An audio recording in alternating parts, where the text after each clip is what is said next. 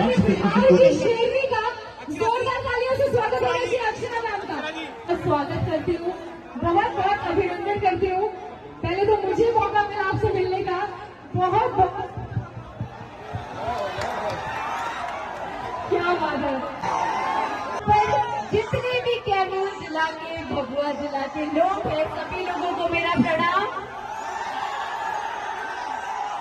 काफी सालों बाद आप लोगों को इस तरीके से देख के, इतना प्यार देख के मैं निशब्द हूँ।